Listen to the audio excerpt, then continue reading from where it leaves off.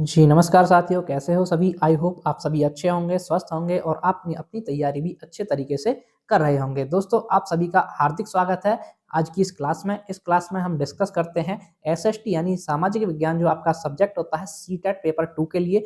देखिए दोस्तों, ये क्लास आपकी डेली होती है, आप डेली इस क्लास को अटेंड कीजिए, आपको सीटेट एग्ज़ाम में बहुत ही हेल्प मिलेगी इस क्लास से। तो चलिए भई, आज की क्लास को शुरू करते हैं। आज का आपका क्वेश्चन नंबर फर्स्ट, प्रतिशत के अनुसार पृथ्वी के वायुमंडल में कौन सा प्रमुख संघटक है? भाई जो प्रतिशत के अनुसार पृथ्वी के वायुमंडल में सबसे ज्यादा कौन पाया जाता है, आपसे ये पूछा गया है। Option A carbon dioxide, B nitrogen, C helium या डी ऑक्सीजन। तो देखिए भाई, वो पाया जाता है आपका नाइट्रोजन गैस का। फ्रेंड्स, नाइट्रोजन गैस आपकी लगभग 78% के आसपास यहाँ पर वायुमंडल में पाई जाती है। ठीक है दोस्तों, और ऑक्सीजन आपकी 21% के आसपास पाई जाती है। कार्बन डाइऑक्साइड आपकी 0.3% के आसपास पाई जाती है लगभग। तो ऑप्शन नंबर बी हमारे यहाँ पर बिल्कुल सही जवाब है। चलिए नेक्स्ट क्वेश्चन, क्वेश्चन नंबर 2, महासागरीय धाराओं के विषय में निम्नलिखित कथनों में से कौन सा सही है या कौन से कथन सही है? आपके कथन है ए, ठंडी धाराएं ध्रुवीय अथवा उच्च अक्षांशों से जल को उष्ण कटिबंधीय अथवा निम्न अक्षांशों की ओर ले जाती हैं। कथन बी, लेब्राडोर एक गर्म जलधारा है। आपका कथन सी है, जिस स्थान पर गर्म और ठंडी धाराएं मिलती हैं वह स्थान विश्व का सर्वोत्तम मत्स्य क्षेत्र माना जाता है। अब देखिए यहाँ पर 3 स्टेटमेंट है, आपके 3 कथन है, ए बी और सी। अब इसमें से आपको देखना है कौन सा कथन सही है। ऑप्शन है आपके ए और सी सही है, बी और सी सही है, सी केवल ए सही है, या डी ए और बी सही है।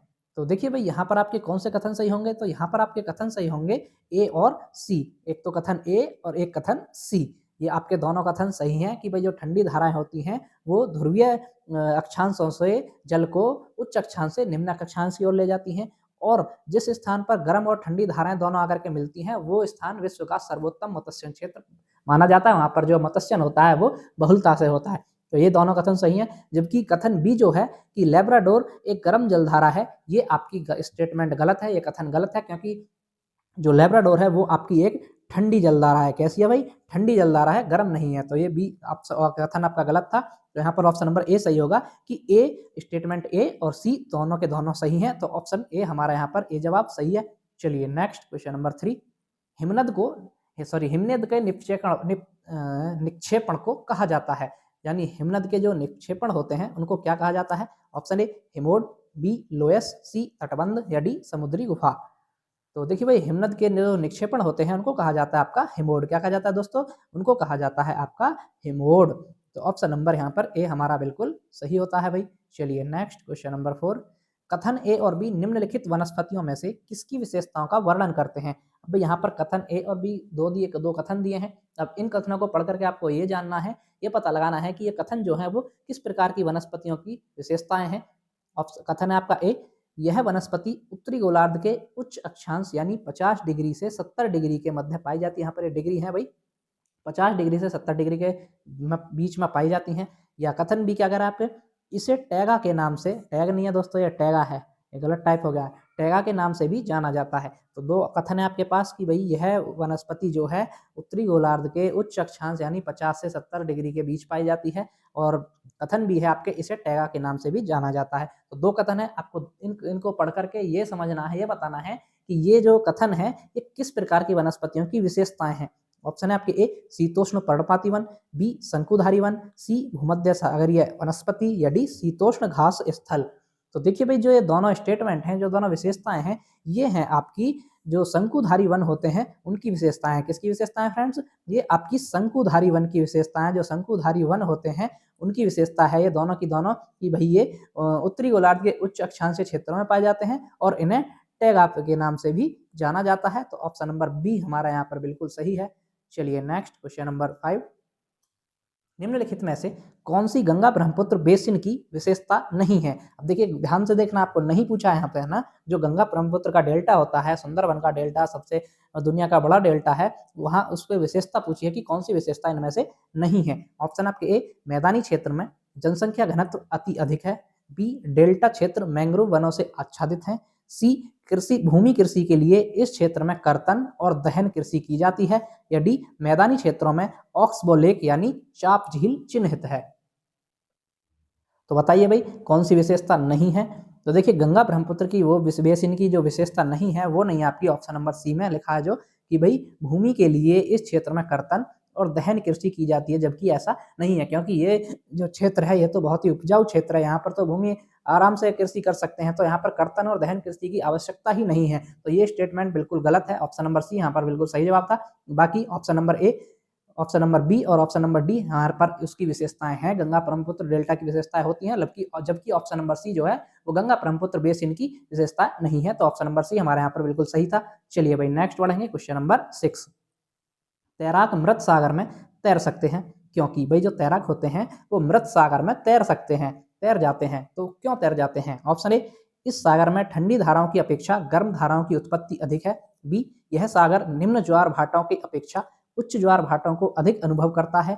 सी, नमक की मात्रा की अधिकता सागर को सघन बनाती है। या डी, पवनें सागर की सतह पर तीव्र गति से चलती हैं। तो देखिए जो मृत सागर होता है, भाई मृत सागर में जो क्या होता है, जो लवणता होती है, नमक की मात्रा होती है वो बहुत ज़्यादा पाई जाती है, जिसके कारण उसमें जो सागर होता है वो सघन होता है, जिससे कोई भी उस पर डूबता नहीं है, सब चीज़ें तैरती रहती हैं। तो ऑप्शन नंबर सी सही होगा कि जो नमक की मात्रा की अधिकता के कारण सागर जो होता है वो उसको सघन बनाती है नमक की मात्रा, तो उसमें कोई भी डूबता नहीं है, उसमें तैरता रहता है, तो इसीलिए उसको मृत सागर नाम दिया गया है। ऑप्शन नंबर सी हमारे यहाँ पर बिल्कुल सही जवाब है। ठीक है दोस्तों, चलिए नेक्स्ट क्वेश्चन, क्वेश्चन नंबर 7। भूमि उपयोग के संदर्भ में ए और बी कथनों पर विचार कीजिए और सही उत्तर का चयन कीजिए। भाई जो भूमि उपयोग करते हो आप, उसके संदर्भ में आपको दो कथन दिए हैं ए और बी, उन पर आपको विचार करना है, पढ़ना है उनको, और फिर उसके बाद सही उत्तर का चयन करना है। जो कथन ए आपका, भूमि उपयोग से आशय भूमि का केवल कृषि और वन के लिए उपयोग करना है, कि भाई जो भूमि उपयोग करते हो आप, उससे आशय केवल यही है कि जो भूमि का कृषि और वन के लिए उपयोग करना है। या कथन बी, भूमि उपयोग मुख्यतः अपनी स्थल आकृति के द्वारा निर्धारित होता है। जो भूमि का उपयोग होता है मुख्य रूप से जो भाई स्थल की आकृति कैसी है उसकी, उसके द्वारा निर्धारित होता है। आपके पास दो स्टेटमेंट है अब ये ए और बी।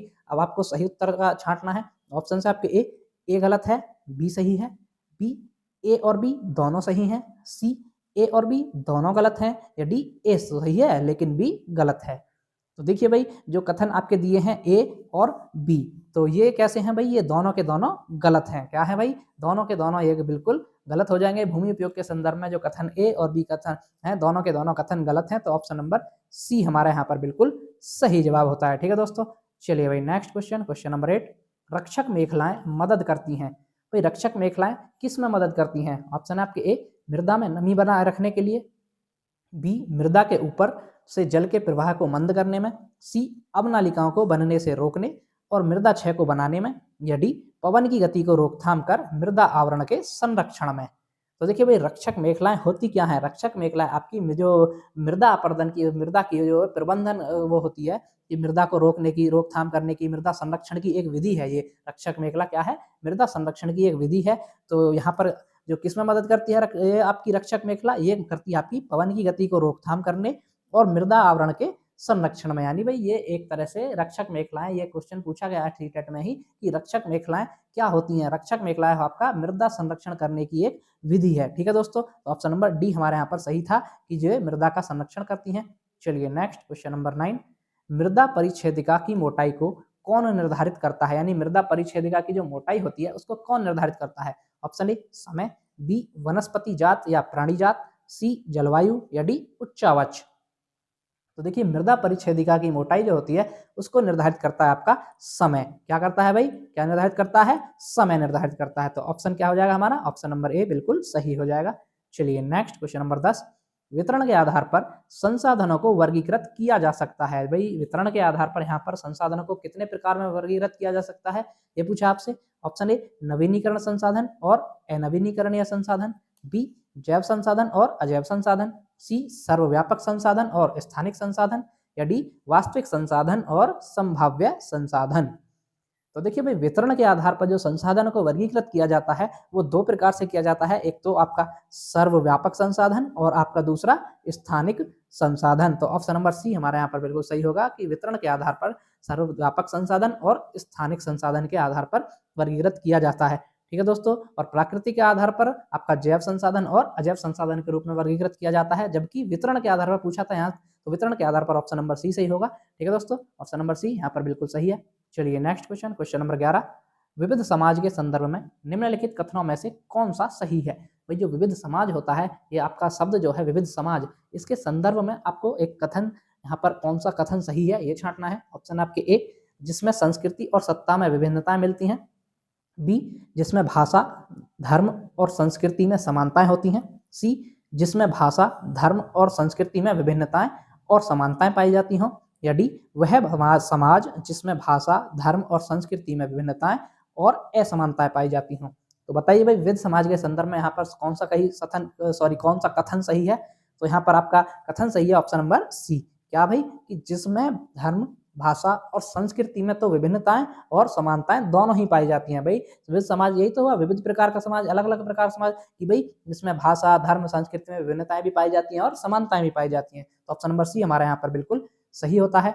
चलिए नेक्स्ट क्वेश्चन नंबर 12, निम्नलिखित कथनों में से कौन सा लिंग या जेंडर रूढ़िबद्ध धारणा को चुनौती देता है। यहाँ पर जो जेंडर रूढ़िबद्ध धारणा है उसको चुनौती कौन सा स्टेटमेंट देता है। ऑप्शन ए, महिलाएं फैशन परस्त होती हैं। बी, महिलाएं जिम्मेवार वाहन चालक होती हैं। सी, महिलाएं पालन पोषण करने वाली होती हैं। या डी, महिलाएं बहुत भावुक होती हैं। तो देखिए यहाँ पर आपका जो रूढ़िबद्ध धारणा है उसको चुनौती देना है, उसके विपरीत जाना है। तो वहां पर आपका सही जवाब होगा ऑप्शन नंबर बी कि महिलाएं भाई जिम्मेवार वाहन चालक भी होती हैं, है ना। आजकल बहुत लोग चला रहे हैं, महिलाएं पायलट तक, हवाई जहाज तक उड़ा रही हैं। तो ये जेंडर जो रूढ़िबद्ध धारणा है उसको चुनौती देता है ये स्टेटमेंट कि महिलाएं जिम्मेवार चालक होती हैं। तो ऑप्शन नंबर बी हमारे यहाँ पर बिल्कुल करेक्ट जवाब है। चलिए नेक्स्ट क्वेश्चन नंबर 13, नारी मताधिकार आंदोलनकारियों की निम्नलिखित में से कौन सी मुख्य मांग है। भाई जो नारी मताधिकार आंदोलनकारी थे उनकी इनमें से कौन सी मुख्य मांग कौन सी थी। ऑप्शन आपके ए, महिलाओं के लिए नौकरशाही भूमिका का अधिकार। बी, धनी महिलाओं के लिए वयस्क मताधिकार। सी, श्रम वर्ग के लिए वयस्क मताधिकार। या डी, महिलाओं के लिए मताधिकार।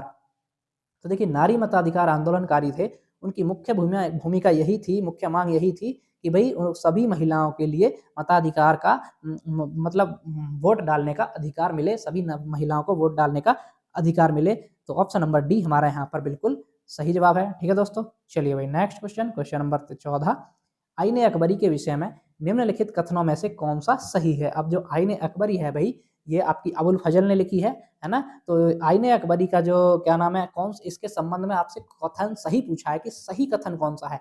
ऑप्शन आपके ए, इसमें अकबर के पूर्वजों और अकबर के शासन की घटनाओं का विवरण दिया गया है। बी, यह मिर्जा हाकिम द्वारा लिखी गई है जो अकबर के दरबारियों में से एक था। या सी, यह अकबर के प्रशासन के विविध पहलुओं के विषय में संपन्न सांख्यिकीय विवरण प्रस्तुत करता है। या डी, यह अकबरनामा शीर्षक के अंतर्गत अकबर के शासन के इतिहास की 3 जिल्दों में से पहली जिल्द है। तो देखिए आईने अकबरी जो थी इसके संबंध में यहाँ पर कथन दिए हैं, तो इसमें से सही कथन कौन सा है वो छांटना आपको। तो देखिए सही कथन है आपका ऑप्शन नंबर सी कि यह अकबर के प्रशासन के जो विविध पहलू थे उनके विषय में संपन्न सांख्यिकीय विवरण प्रस्तुत करता है। ठीक है दोस्तों, ऑप्शन नंबर सी हमारे यहाँ पर बिल्कुल सही जवाब है। चलिए भाई नेक्स्ट बढ़ेंगे, क्वेश्चन नंबर 15, निम्नलिखित में से किसने अपनी कृतियों को भी शामिल करते हुए बाबा गुरु नानक की रचनाओं को गुरुमुखी में संकलित किया। भाई जो बाबा गुरु नानक थे हमारे, उनकी रचनाओं को गुरुमुखी में किसने संकलित किया था। Option A, Guru Angad. B, गुरु अर्जुन। सी, गुरु अर्जुन तेग बहादुर। या डी, गुरु गोविंद सिंह। तो देखिए भाई वो थे आपके गुरु अंगद देव, या इनको गुरु अंगद देव कहा जाता है ना। तो गुरु अंगद देव जो थे इन्होंने ही आज जो गुरु नानक की रचनाएं जो थी उनको गुरुमुखी में संकलित किया था। ठीक है दोस्तों, तो ऑप्शन नंबर ए हमारा यहाँ पर बिल्कुल सही जवाब हो जाएगा। और आपकी जो गुरुमुखी लिपि जो होती है ना, वो भी इन्होंने स्टार्ट की थी, गुरुमुखी लिपि गुरु अंगद देव ने। चलिए भाई आगे बढ़ेंगे, क्वेश्चन नंबर 16, 18वीं शताब्दी के अंतिम चरण में बंबई, मद्रास और बंगाल प्रेसिडेंसियों का विकास ईस्ट इंडिया कंपनी के किन व्यापारिक केंद्रों से हुआ। Option A, Nagpur, Madurai, Delhi. B, Pune, Madras, Calcutta. C, Surat, Madurai, Delhi. D, Surat, Madras, Calcutta.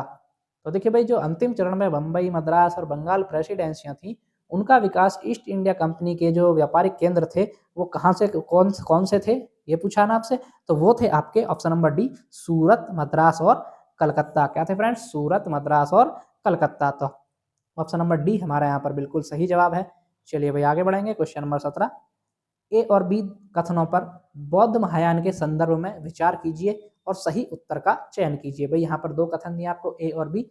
तो इन कथनों पर जो बौद्ध महायान के संदर्भ में ये कथन दिए गए हैं उन पर आपको विचार करना है, उसके बाद आपको सही विकल्प का चयन करना है। तो कथन ए क्या कह रहा है भाई, बौद्ध धर्म के इस रूप में बुद्ध की उपस्थिति कुछ एक संकेतों का उपयोग करते हुए मूर्तियों में दिखाई गई है। यानी कि जो बौद्ध धर्म का जो ये महायान रूप है, बौद्ध महायान जो है, इसमें बुद्ध की जो उपस्थिति है कुछ एक संकेतों का उपयोग करते हुए मूर्तियों में दिखाई गई है।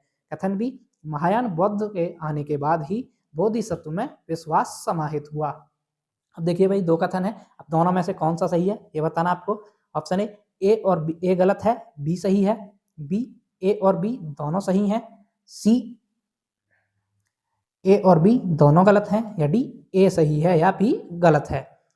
तो देखिए भाई, यहाँ पर आपका सही जवाब जो होगा वो होगा ऑप्शन नंबर ए गलत है लेकिन बी सही है। जो ऑप्शन ए है हमारा स्टेटमेंट वो तो गलत है, लेकिन स्टेटमेंट बी जो है वो हमारा बिल्कुल सही है कि भाई बौद्ध महायान बौद्ध के आने के साथ ही जो बोधिसत्व में विश्वास समाहित हुआ था, ये कथन बिल्कुल सही है। तो ऑप्शन नंबर ए हमारा यहाँ पर बिल्कुल सही था भाई, पहला कथन हमारा गलत था, दूसरा कथन सही है। चलिए नेक्स्ट क्वेश्चन नंबर 18, सूफी संत के मकबरे को जाना जाता है, यानी जो सूफी संत के मकबरे होते हैं उनको किस नाम से जाना जाता है। ऑप्शन ए ईदगाह है, बी गुल फरोसा, सी दरगाह है, या डी खानका है।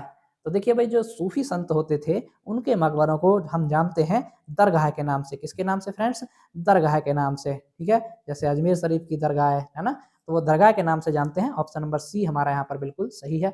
चलिए भाई नेक्स्ट क्वेश्चन नंबर 19, एक सामाजिक विज्ञान अध्यापक या अध्यापिका, भाई एक सामाजिक विज्ञान के अध्यापक या अध्यापिका जो है का निम्न में से कौन सा लक्ष्य होना चाहिए। यानी सामाजिक विज्ञान के आप टीचर हो तो आपका क्या लक्ष्य होना चाहिए इन ऑप्शंस में से। ऑप्शन ए सापेक्ष महत्व का निर्माण करना, बी पाठ्यचर्या को पूरा करना, सी परीक्षा पास करना, या डी कंठस्थ करना।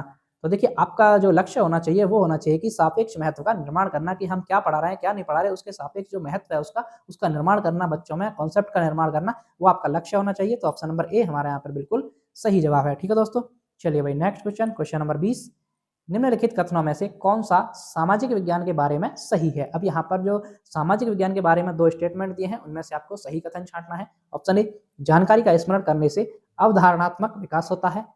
स्टेटमेंट बी क्या कह रहा है भाई, तथ्य का स्तर सदैव निश्चित होता है। अब बताइए भाई कि जो कथन ए सही है, बी क्या है। ऑप्शन है आपके ए केवल बी, बी ऑप्शन क्या कह रहा है, ए और बी दोनों सही हैं, सी ए और बी दोनों में से कोई नहीं है, या डी केवल बी। तो इन दोनों में से कौन सा सही है ये बताना था आपको। तो देखिए, इनमें से आपका कोई सा भी सही नहीं है। क्या, कोई सा भी सही नहीं है, दोनों के दोनों स्टेटमेंट गलत है कि भाई जानकारी का स्मरण करने, स्मरण थोड़ी करना है आपको, याद थोड़ी करना है, ये तो रटना के वाली बात हो गई, ऐसा थोड़ी करना है। स्मरण करने से अवधारणा का विकास थोड़ी होगा सामाजिक ज्ञान में, ये तो स्टेटमेंट गलत हो गया भाई। और दूसरा क्या है, तथ्य का स्तर सदैव निश्चित होता है। देखिए, तथ्य का स्तर हमेशा के हमेशा निश्चित थोड़ी होता है, ये भी गलत है आपका स्टेटमेंट। ठीक है, तो ये दोनों के दोनों स्टेटमेंट बिल्कुल गलत जवाब है। तो ऑप्शन नंबर सी हमारे यहाँ पर बिल्कुल सही जवाब है कि ये दोनों के दोनों ए और बी, इनमें से कोई सा भी सही नहीं है। ठीक है दोस्तों, तो ये थी हमारी आज की क्लास। आपको क्लास कैसे लगी कमेंट करके जरूर बताइएगा। जो भी साथी चैनल पर पहली बार आए हैं कृपया चैनल को सब्सक्राइब कर लीजिएगा ताकि ऐसी ही क्लासेस आपको डेली मिलती रहें। तो चलिए मिलते हैं नेक्स्ट वीडियो में, तब तक के लिए धन्यवाद।